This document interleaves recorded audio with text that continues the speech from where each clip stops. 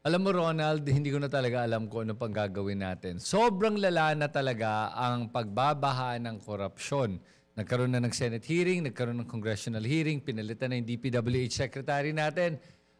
Pag-usapan nga natin lahat to. At hindi lang yun, ha? Pati yung Senado natin nagkaroon ng shake-up. So, anong read mo sa mga sitwasyon na nangyayari dito sa Pilipinas at magiging Nepal ba tayo o magiging Indonesia?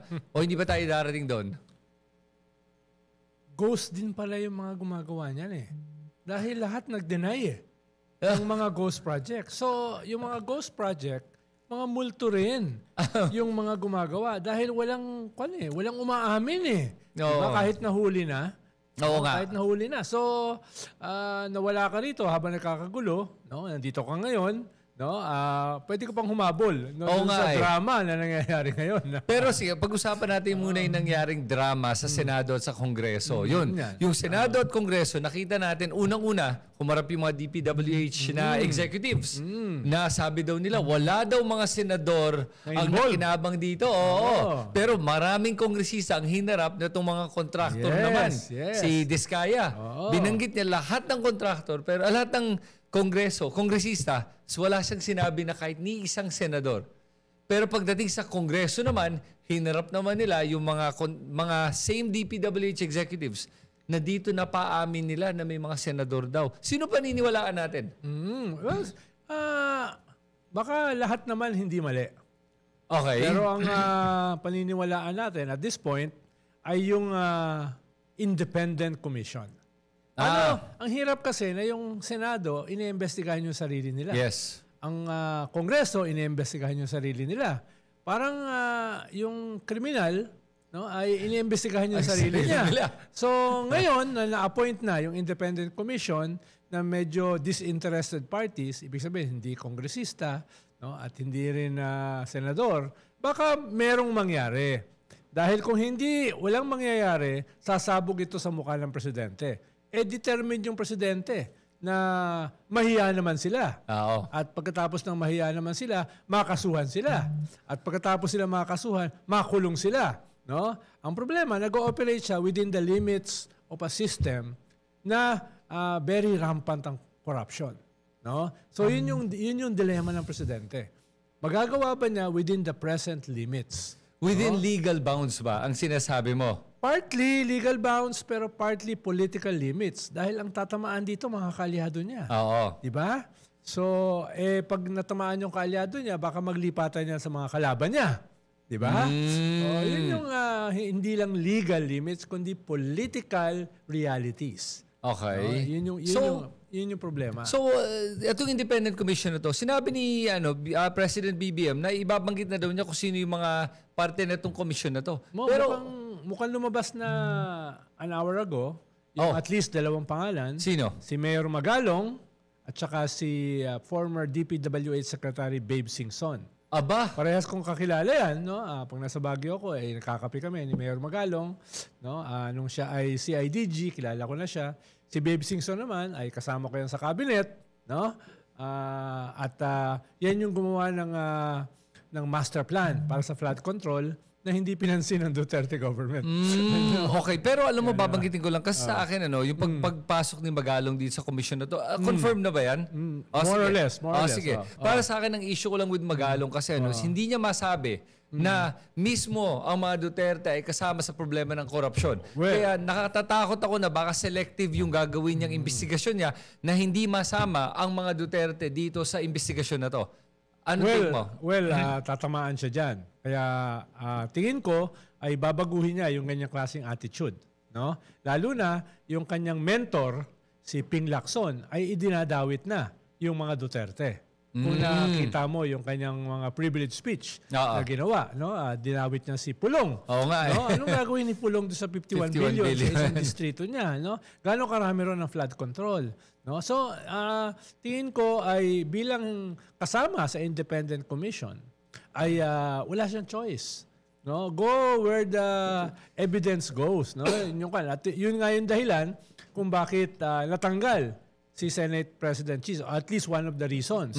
Dahil yung kanyang mga Alipores, yung kanyang mga miyembro ng majority, ay ayaw payagang dalhin doon sa corruption ng previous government. Kaya tingin ko at this point, medyo maingat si Magalong dahil lang tingin ko yung order ng presidente, yung appointee powers, ay tamaan kung sino dapat tamaan. Whether in this government or in previous government. Yes. Kaya, at ito ay medyo defining para sa presidente dahil kung walang mangyari rito, ayokong mangyari yung nangyayari sa Indonesia at saka sa Nepal sa atin. No? Dahil punong-puno na yung mga tao, wala sila nakitang pag-asa within the present institutions at nagkaroon ng trigger, ayun, sumabog. Ayokong mangyari sa atin yon, no? Medyo nababawasan dahil nagbago ng liderato sa Senate. Di ba? Okay. Sana yung bagong liderato na yan ay mas ayusin yung usapin sa corruption, usapin sa impeachment, no? Usapin sa mga legislations na mahalaga, no? Sana gawin din yun ng Kongreso dahil partners yan di ba? Yes. At sana maglinis din yung executive na sinisimulang gawin ngayon ni Secretary Vince Dizon sa DPWH. Ang problema ni Secretary Vince Dizon, baka sino yung matitira?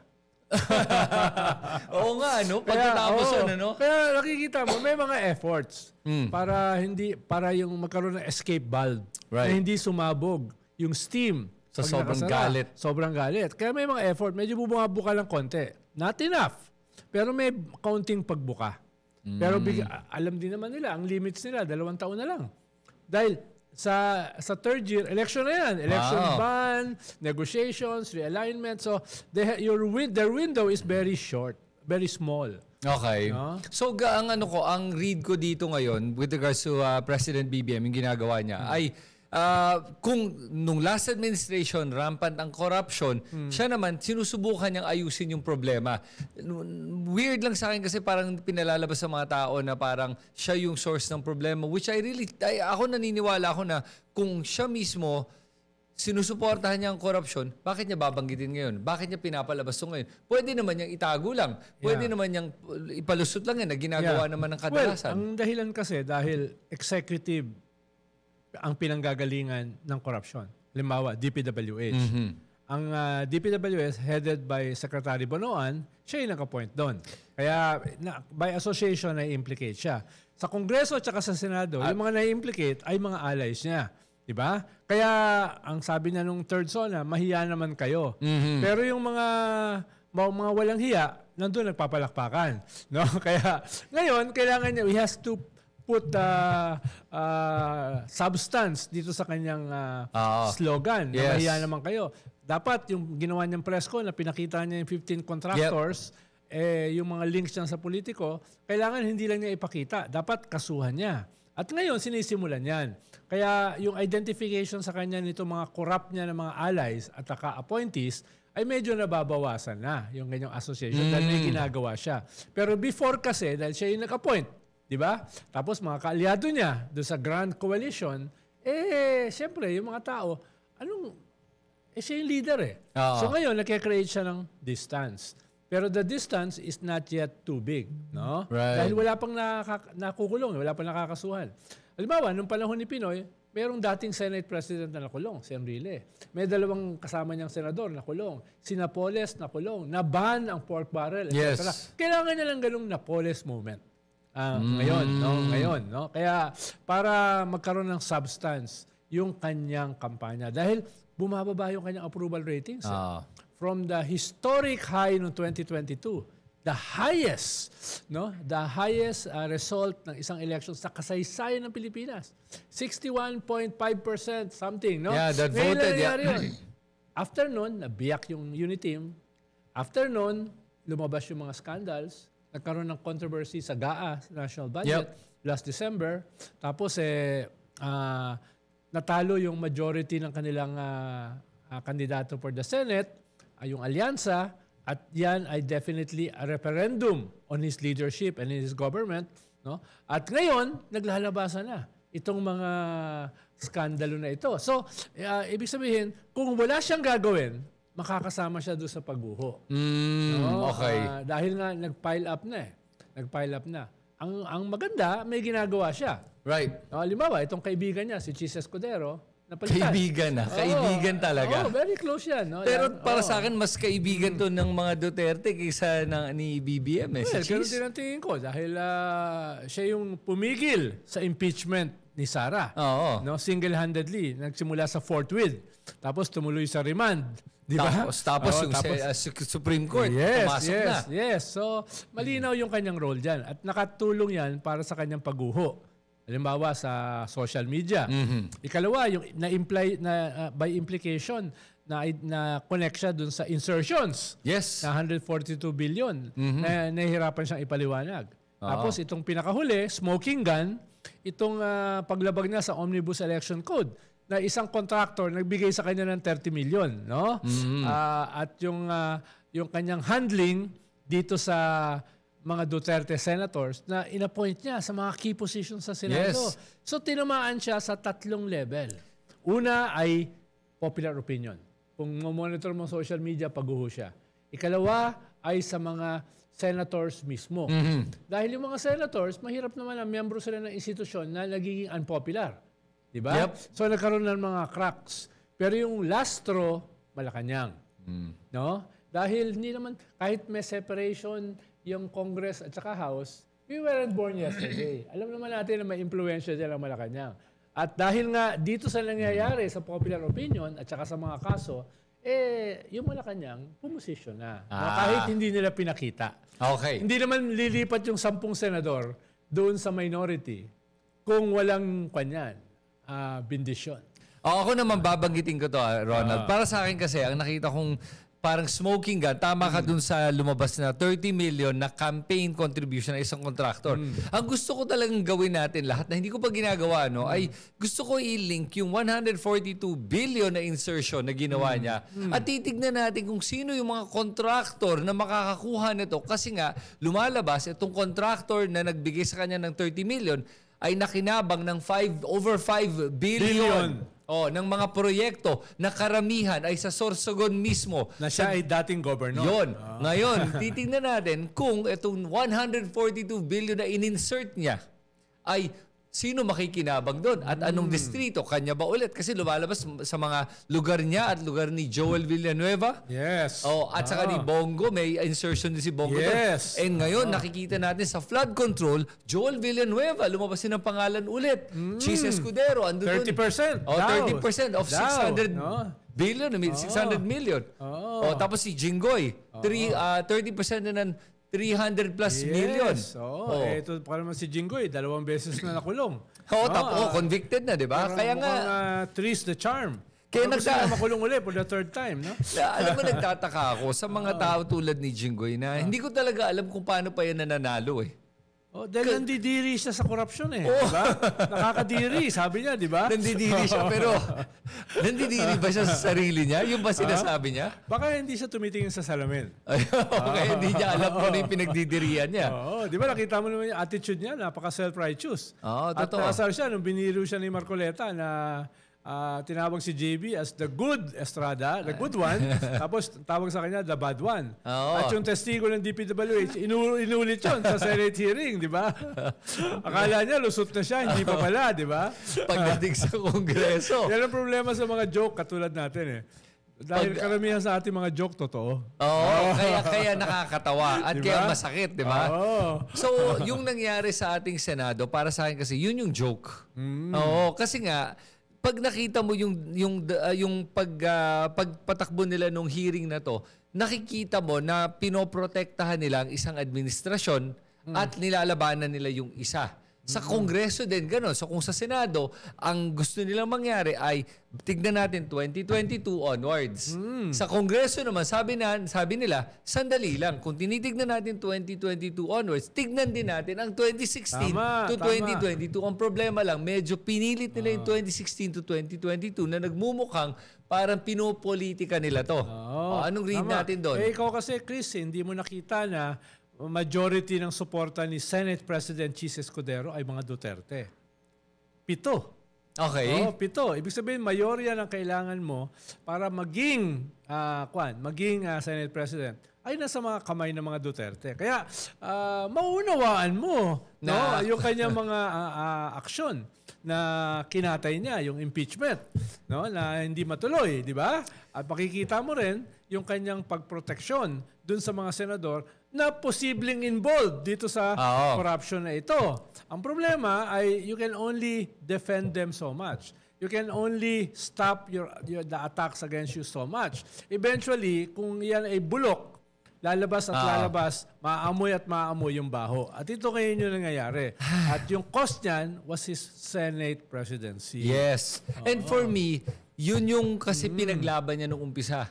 Na hindi niya nakita na malakas din yung majority na nasa gitna at yung nasa kabila. Na pag pinagsama mo yun, mas malakas yun. Kitang-kita ngayon. Yes. At nakita niya, akala niya, forever siya mataas ang approval rating, gumuguho. Tingin niya, forever siya friendly with Malacanang. Siyempre, nag-react na. Dahil nagiging political baggage na siya Totoo yun. Malacanang, kahit magkaibigan sila. Diba? Oo. Saka yung political baggage ni Heart Evangelista. Oo. Okay, cheese. Ang tawag sa kanya sa social media, the new Marie Antoinette. Hindi ko alam yan. Ganun. Ang tawag sa kanya. Dahil nga, pinagmamalaki niya yung kanyang mga Birkin bags. No? Pinagmamalaki niya yung kanyang mga relos. Pinagmamalaki niya yung kanyang $1 million. Hindi peso na sing-sing. $1 million na sing-sing? Sa kanya, pinost niya. Andun si Senate President Chis Escudero. May hawak na wine glass, umiinom. Habang nagpapasalamat siya. Yung ba ay nakadeklara sa SALN? Yung ba ay dineklara sa BIR? Yes, no? Dahil sabi niya, lahat ito binili ko ng pera ko. Well, kung binili ang pera mo, nasa BIR ba yan? Kasi kailangan mo deklara yung income mo lahat pinagmamalaki niya, di ba? All over the place, no? Ngayon, tinanggal na. Kung titignan mo yung kanyang Facebook, wala na yung mga yon. Talaga? Ibig sabihin, check mo mamaya. Nilinis na, di ba? Alam mo, dahil yung Nepo Babies, nag-create ng firestorm Yes. sa lahat ng ito, di ba? Kaya sabi ko doon sa aking mga Nepo Babies, ingat kayo sa mga pinopost nyo. Baka mayari ka niyan. Dahil yung dalawa kong anak, kasama kong nahuli, bumibili ng pirated DVD noong 2012, no? Na 25 pesos isa. Allah. So, tapos after nun, pumunta kami sa Ukay. So, yan yung aking Nepo Babies. No? Pero ibang klaseng Nepo Baby yan.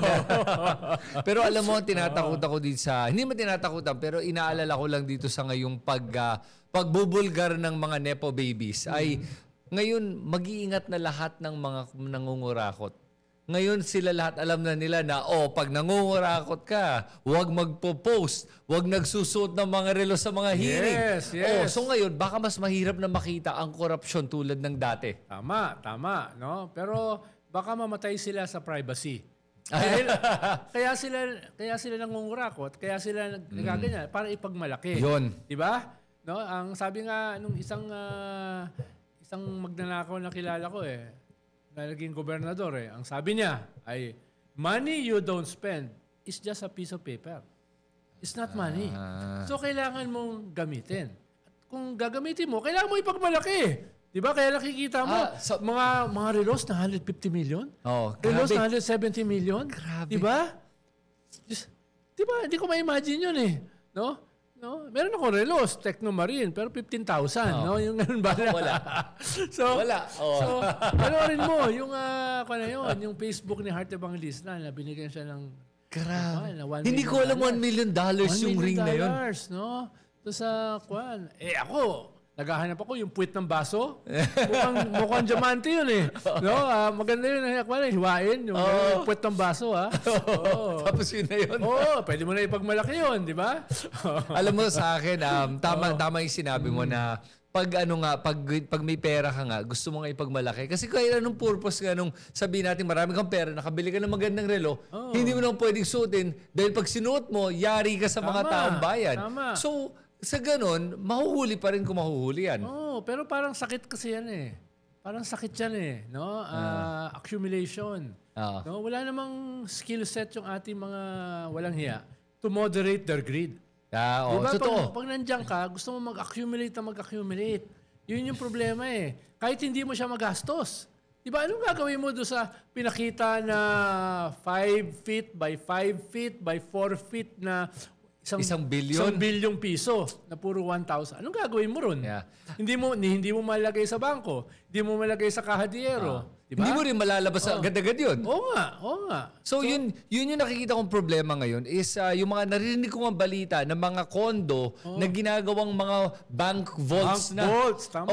Yung isang buong kondo. Hindi lang isang kwarto. Several, dahil hindi makakasya. Hindi, yung isang buong kondo nga daw, ginagawang lalagyanan lang ng pera ng bilyon. Dahil hindi nila malalagay sa bangko yan. Habang yung mga kababayan natin nakakasakit ng leptospirosis, habang naglalakad sa baha. Diba? Habang yung mga kababayan natin ay takot na takot pumunta sa ospital kahit may sakit yung kanilang bunso. Dahil mas takot sila doon sa pambayad kaysa doon sa karamdaman ng kanilang anak. Diba? Habang nangyayari yan, naliligo. Naliligo sa nakaw na pera na dapat ay bumabalik sa kanila.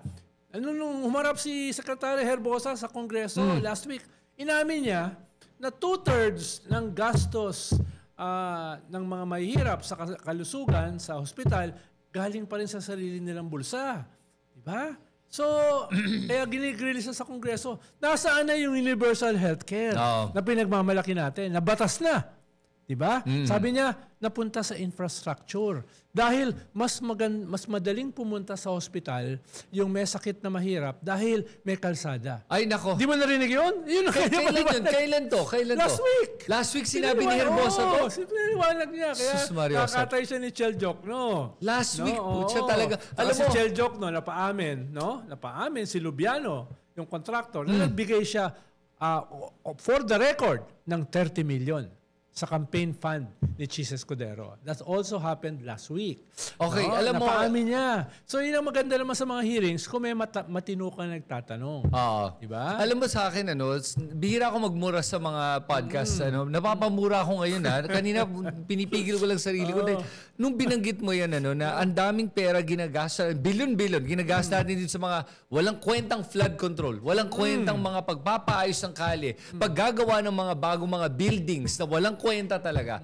Tapos yung mga mamamayan natin na wala man lang maayos na bahay. Nung nagkampanya ako di sa Mandaluyong sa Addition Hills, nakita ko yung 100,000 na mga kababayan ko doon na walang maayos na tirahan. Tapos itong mga walang kwentang mga politiko dyan ay may bilyon-bilyon na nakatira. Yung bilyon-bilyon na hindi tao pera sa magagandang kondominium. Hindi lang bilyon, daang bilyon. Daang bilyon. Diba? Naiinis ako ngayon sa totoo lang. Tapos taon-taon yan Yeah, nga.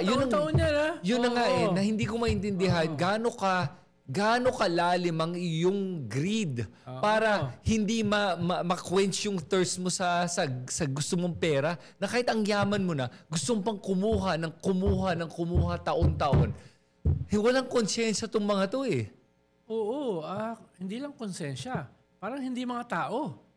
Diba? Paano kung ikaw ay tao, kahit papano makakaramdam ka ng emosyon? Kahit paano makakaramdam ka ng awa sa mga kababayan natin. Diba? Na nakikita mo, kanina lang dyan sa Pioneer, andun yung mga street children, nanlilimos. Yung iba nagbebenta ng sampagita. Diba? Ang dami pa rin yan sa kalsada. Mga bata na baka masagasaan. No? 3, 4, 5 taong gulang. Tapos itong mga to, ginagawa yan? Tapos sisisihin mo, ayan, mga hawak kayo ng sindikato. Diba? Kahit na totoo. Pero bakit sila nandun? Diba? Dahil wala silang mapuntahan na tahanan, wala silang mapuntahan na paaralan. No? Ilan ang deficit natin ngayon sa mga eskwelahan? No? Malaki. 70, 80,000 schools kulang. Diba? Tapos pwede ka magpagawa ng bahay, pera yung ilalagay mong pader, diba? yun yung pwede kasi sa dami ng pera na hawak nila, gumawa naman kayo ng sige, kahit lagay mo na pangalan mo, gumawa ka ng eskwelahan. At least naman nakatulong ka sa ibang tao. Hindi man lang yung tinatago lang yung pera para lang may hawak na pera. Tama. Problema rito kasi, Chris, leadership by example. Kung yung mga leaders mo ay ganito, sa Senado, sa Kongreso, sa executive, yung mga nasa baba, sasabihin nila, magnakaw na rin tayo. Ayun Dahil, bakit yung mga leader natin nakikinabang? Diba? So, nagkakaroon ng collapse yung iyong lipunan. Kaya maganda itong nilunsad na anti-corruption drive. Maganda itong nilunsad na mahiya naman kayo campaign. Maganda itong independent commission na sada ay hindi lamang investigasyon. Dapat kaya nila magsampa ng kaso. Dapat may prosecutorial power sila. Meron ba? No. Well, may limits kasi yung power ng isang executive order ng presidente. Para magkaroon ng maraming powers yung independent commission na yan, madaliin na gumawa ng batas. No? Batas yan eh. No? At ngayon, maganda yung political climate dahil yung hindi tutulong na gumawa ng batas, pwede mo kagad i-demonize. Ano? Bakit? Ayun yung ipas ito, itong powers na ito ng Independent Commission. Siguro mga corrupt kayo. No? Di ba? Yun yung gagawin mo. Gagamitin mo yan. Pero at the same time, meron naman tayong mga batas na nagpaparusa sa mga nagko-commit ng mga crimes of plunder.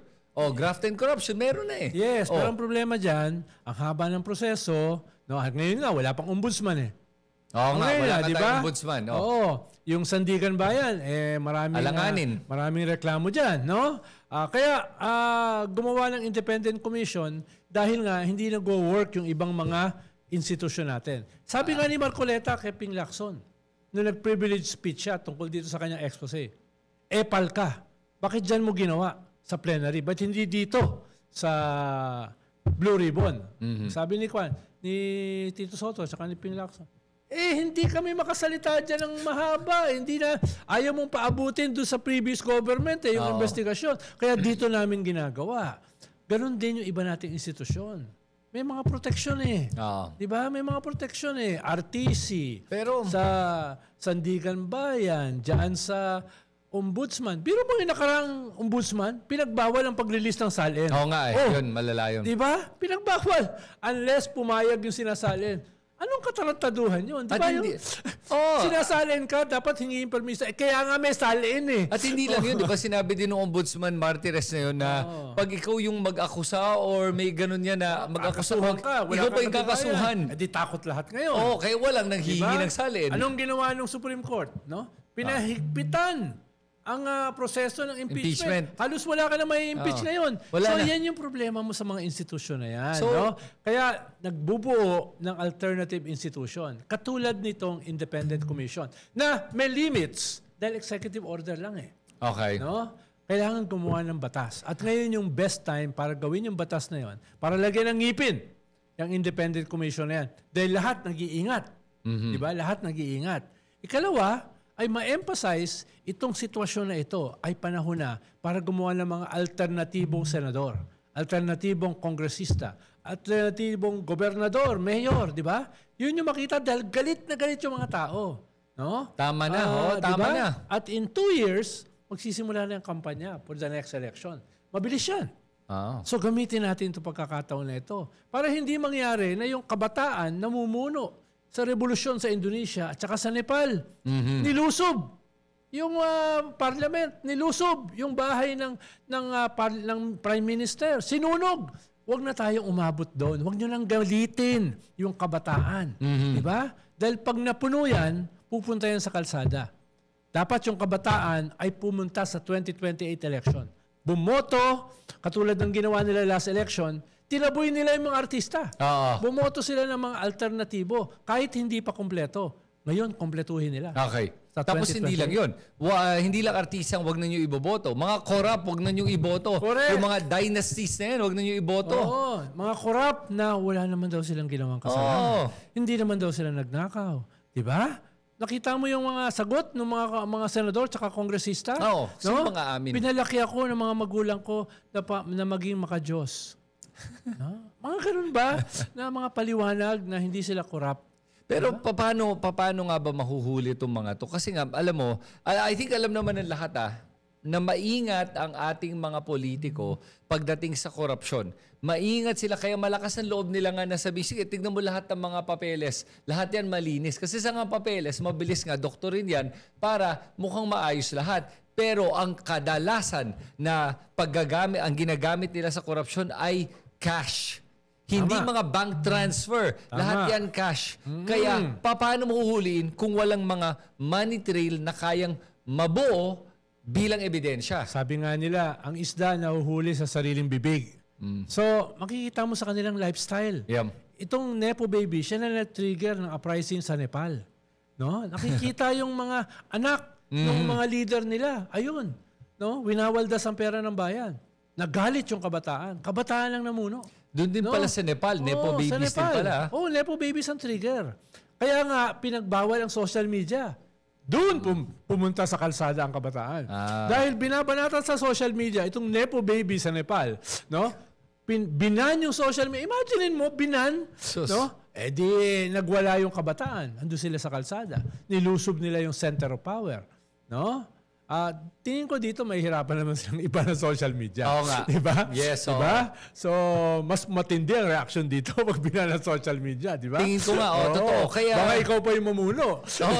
Ganun, diba? Alam mo, at ngayon kasi, mismo yung presidente ang namumuno.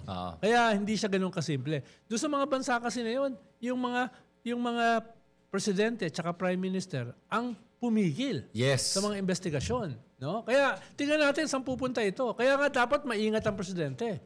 Dahil ito ay dapat pumunta doon sa logical conclusion, which are the arrest, no, nitong mga korap na ito. Diba? Alam ni presidente yan. Pero to build the case is going to be difficult kasi sinasabi mo nga is baka may paraan na gumawa ng bagong batas para mas mapabilis ang proseso natin.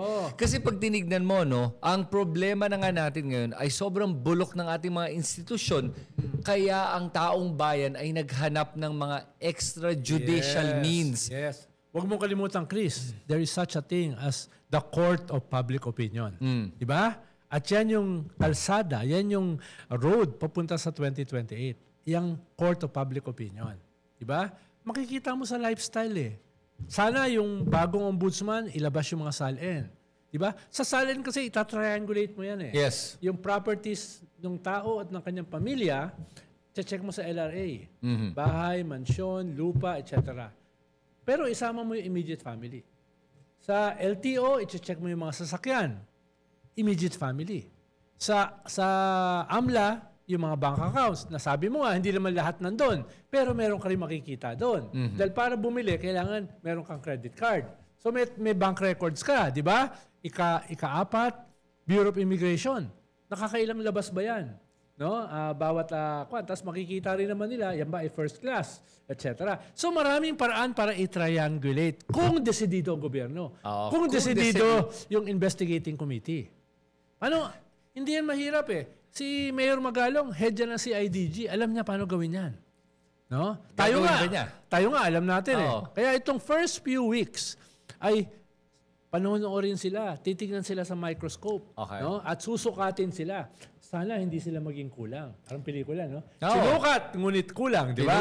So dahil sinabi mo yun, ako mismo, I'm going to give Magalong the benefit of the doubt. Yes. Pero pag may makita akong kulang sa ginawa, babanat ako. Tama. Pero kung nakita ko tama, I will give him credit. Walang, tayo naman yung totoong walang kaibigan, walang kamag-anak, di ba? Totoo yan. Wala naman tayong ganun eh, no? At saka sinasabi ko naman talaga, my loyalty to anyone ends as soon as I see corruption. Yes. Pero pag nabuo itong movement na nagsisimula, papuntang electoral revolution sa 2028, dapat sumama ka ron. Hindi ka pwedeng dito ka lang. Dapat sumama ka ron sa kilusan na yon. Dahil babanatan mo mga ito, tapos wala namang alternatibo.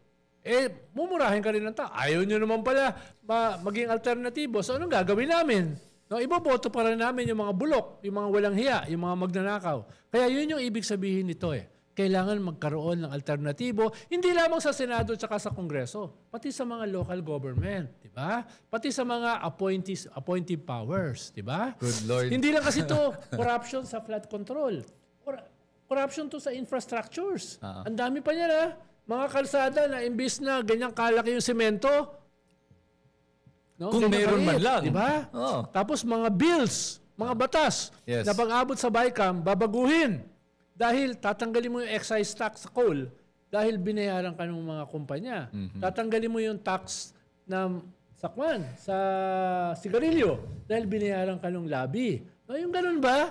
Nangyayari yan eh. Alam mo yung nakikita ko kasing underlying problem natin dito when it comes to why it's so rotten the system. Kasi number one, ang gulo ng proseso.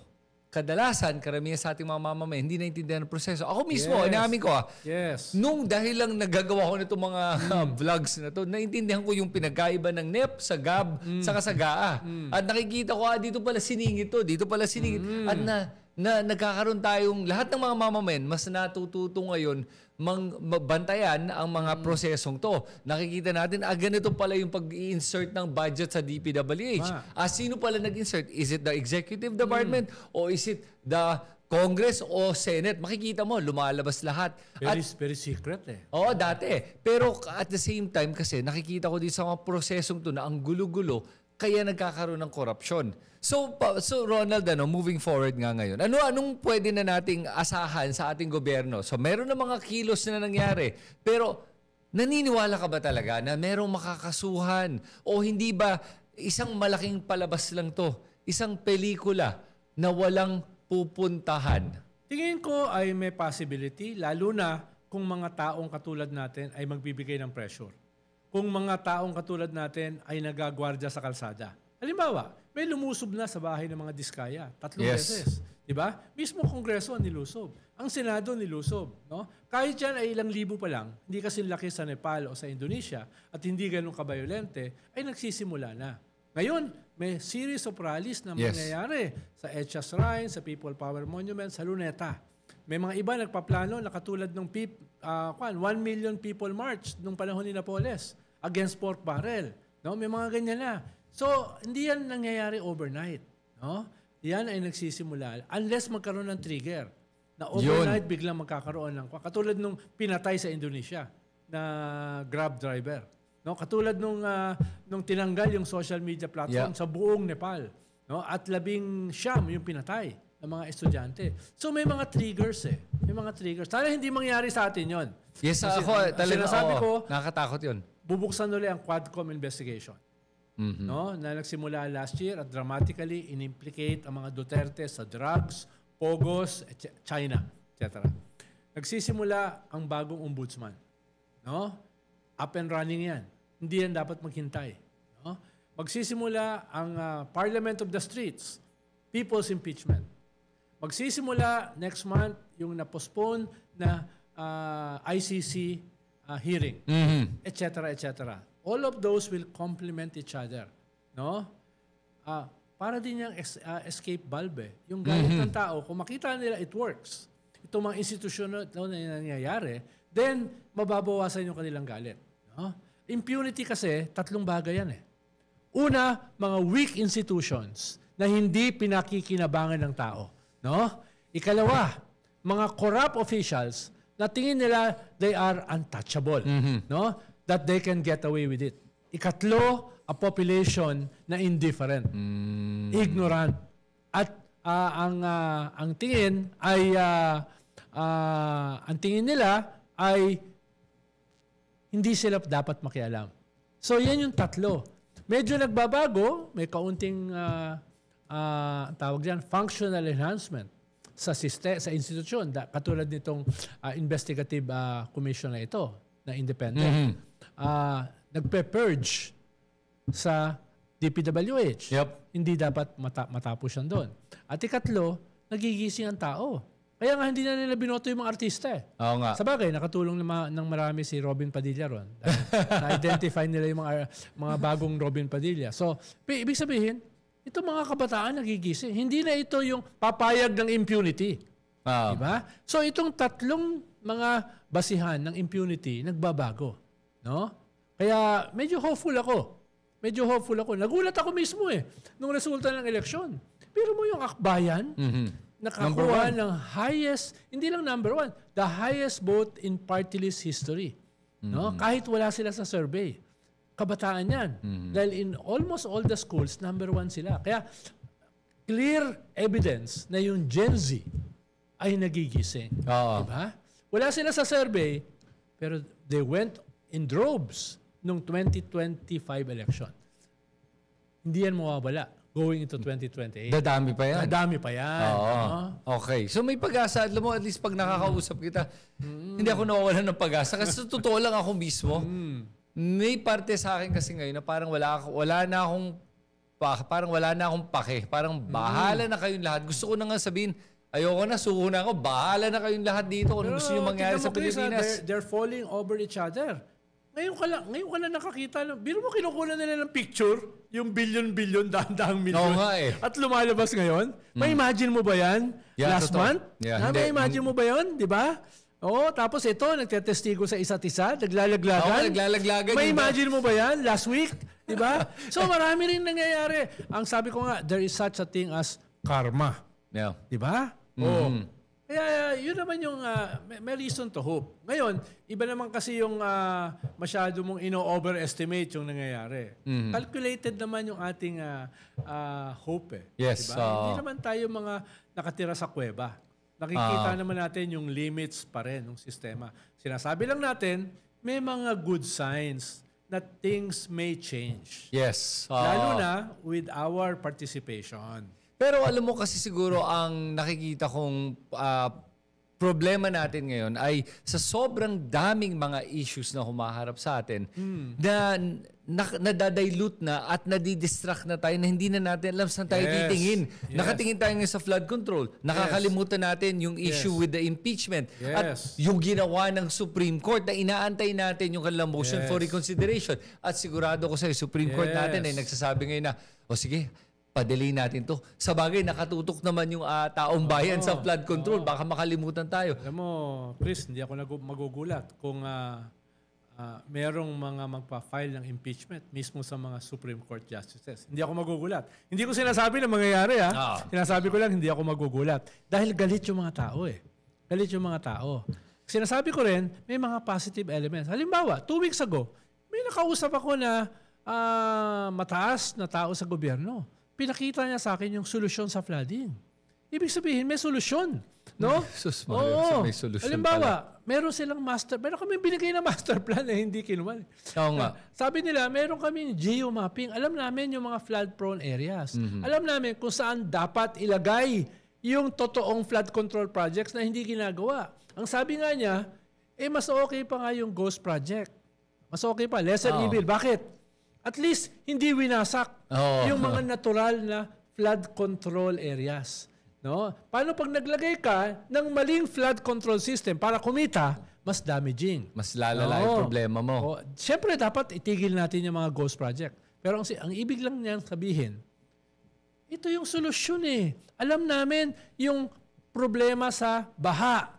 Ulan yan na hindi nakukuha sa catch basins. Ulan yan na hindi pinapakinabangan bilang potable water at tubig para sa mga sakahan.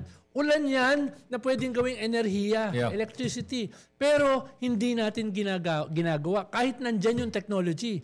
Yan ang ginagawa sa Singapore. Yan ang ginagawa sa Japan. Yan ang ginagawa sa Malaysia, etc. At umuunlad sila.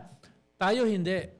Ibig sabihin, it's there. The solution is there. And it's not going to cost that much. No, baka nga mas maliit. Anong kailangan? Leadership. Leadership.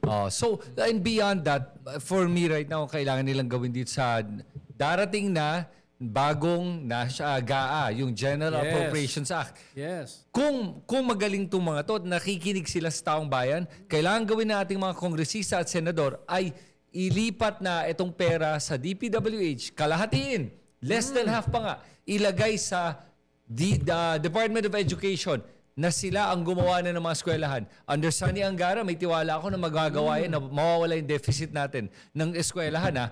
Tapos sunod, dapat ilagay sa healthcare. Dapat ilagay yan sa mga tamang mga departamento kung saan makakatulong talaga sa ating taong bayan. At maglagay ng mga tamang safeguards para hindi yan malustay. Yes. Ang bala ko nga, Chris, paimbitahan ko rito yung mga magtitino, magagaling at malilinis na mga tao sa gobyerno.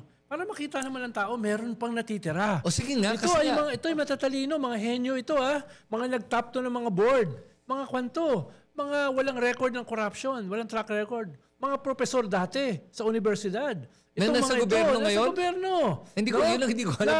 Ang bala ko, kung papayagan sila, paano pwede silang tanggalin Diba? Pero kung papayagan sila ng kanilang mga departamento, imbitahin natin. Bala ko, imbitahin sila, ilibot sa mga ganitong klaseng podcast para makita naman ng tao na, uy, meron palang matitinong tao. Uy, meron palang solusyon. Diba? Kahit hindi sila ganun karami, para naman may pag-asa yung mga tao. Sige. Para tayo kasi puro tayo banat eh. Dapat naman talagang banatan. Pero ito, nasa loob ng gobyerno. Gusto mo ba magbanggit ng mga tulad sino itong mga sinasabi mo? Well, in so many words, binanggit ko na. Pero ayoko dahil baka ma-politicize sila eh, di ba? Exactly. Baka prematurely, kakaunti na lang, matatanggal pa, di ba? Okay, sige. Pero definitely, Ronald, ako gusto ko makilala itong mga to at makausap. Kasi at hindi lang dito, sa iba pa, ililibot ko sila. Sige, game ako doon. Kung saan tayo makakatulong magbigay ng pag-asa sa ating mga kababayan. At makita din naman nila na hindi naman lahat ng tao sa loob ng gobyerno ay corrupt. Sabi nga nung isang paborito kong manunulat, si Charles Dickens, di ba? It is the best of times. It is the worst of times. Sabi niya sa A Tale of Two Cities. No? It is the age of enlightenment. It is the age of foolishness. It is the epoch of despair and the epoch of hope. Di ba? A season of light, a season of darkness. We have everything before us and we have nothing before us. Ganun yung kanyang doon sa libro niya. Yun yung nakikita ko ngayon. May positibo nangyari nung midterm election. Kahit may negatibo. May mga tao sa gobyerno na matitino na dapat nating tulungan. No? May mga lumalabas na leader na dapat ay mag-scale up. Kaya it is the best of times and it is also the worst of times. Hindi ito yung sinabi ni ex-human rights lawyer Harry Humbaroque, no? Na namimili lang tayo sa puwersa ng kadiliman at kasamaan. Hindi. Merong alternatibo. Ito sa akin, ito na, ay nakikita ko may pag-asa nga. Okay. Pero at the same time, sana siguro dito na mahuhusgahan ng taong bayan. Makikita natin kung natuto na ba tayo. Makikita natin kung ano pa ba tayo, panatiko pa ba tayo? O kaya na tayo, marunong na tayo mag-isip ng tama? Marunong na ba tayo mamili ng ating mga liderato? O magiging mga parang nangiidolo lang tayo ng mga kung sino-sino at pumipili kung basta-basta na lang sa sariling interest natin o kaya sa mga binabayad sa mga bumoboto? Hindi natin masabi. Pero ito ang magandang crossroads na maabutan natin itong 2028. Ito yung sangandaan natin ngayon. Ito na. At ang tataya dyan yung kabataan. Kailangan sila magising, kailangan sila mag-organisa, kailangan silang mamulat. Dahil ang pinaglalaban natin dito ay hindi yung ating kinabukasan. Yung kanila. Yung kanilang kinabukasan. At kinabukasan ng kanilang magiging anak. At ako din sasabihin ko, ito din ay magandang testo para sa ating mga mas may edad na wag naman yung Kami ba yun? Tinamaan ka ba, Ronald? Medyo. Sige. Yung mga tulad nating dalawa, yun, na may edad na, may malay na, may isip na sana naman talaga maggamitin natin yung isip na yan na meron po kayo. Na wag lang kayo basta-basta bumoboto ng kung sino-sino lang dahil lang natutuwa kayo, dahil kinamayan kayo, dahil natulungan kayo sa isang paraan pero nakakalimutan na nyo na, teka lang, kahit tinulungan ako, kung corrupt to, kung masamang tao to, kung mamamatay tao to, hindi to pwede ibabalik sa gobyerno. Correct. Yun ang dapat gawin natin at hindi lang para sa inyo, para sa mga susunod na henerasyon. Yes. At saka para sa ating bansa. Please lang, wag na natin isipin ang sarili natin. Isipin naman natin ang bansang Pilipinas. Kawawa ang Pilipinas, naiiwan tayo ng buong mundo. At wag natin gayahin yung nangyayari sa ibang bansa dahil walang reforma, walang mga alternatibong leader. Ano nangyayari? Nawalan ng pag-asa. Nawalan ng pag-asa, ayun, sinusunog ang kanilang mga institusyon. Ayun. Sa ganon, sana hindi tayo umabot sa ganong panahon na mawalan na tayo ng pag-asa. Huwag din kayo mawalan ng pag-asa. At ganito ang suggestion ko sa inyo. Kung ano yung mga nararamdaman nyo, iniisip nyo ngayon, kung nag-agree kayo sa amin o hindi, kung may alam kayo mga iba't ibang mga paraan para ma-improve pa yung sitwasyon natin sa Pilipinas, sulat nyo lahat yan dito sa comment section sa ibaba. At pag nagustuhan mo yung mga ganitong klaseng content at marinig mo yung mga galit namin ni Ronald, subscribe to this YouTube channel. At make sure to click on the notification bell para ma-notify ka sa aking susunod na video. Salamat sa inyo lahat. Ronald Llamas, salamat. Magkita tayo muli.